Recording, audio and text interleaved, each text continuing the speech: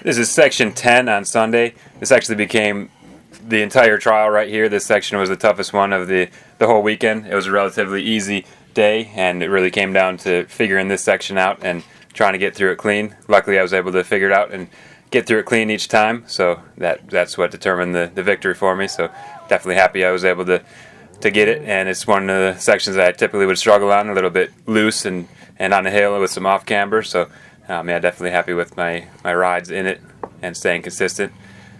We ended up riding the gates in a different order than they had intended. Actually came back towards the entrance gate again and had a little bit of tightness there with crossing your path, but it was relatively easy after the first corner. But it's still, if you make that, you got to make sure you clean the rest, because a slip up in the soft sand could cost you.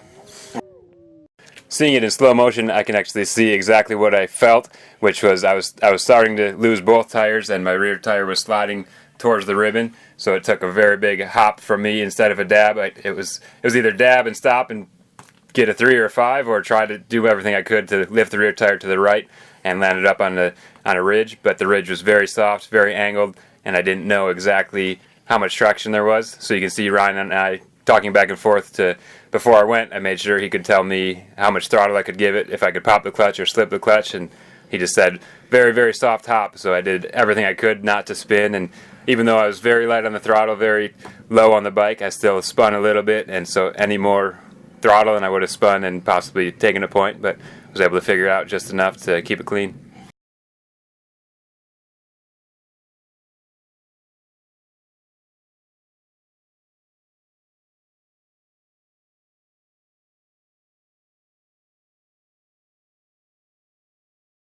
And then after the off camber, that was the most difficult part, but right after that you have to stay composed if you do clean that. And then there was a downhill splatter, which downhill splatters are always trickier than uphill, and it's a little bit different, and typically lead to some hard landings. So with it being sand afterwards, it's easy to lose your balance or lose your traction, so got to keep on it.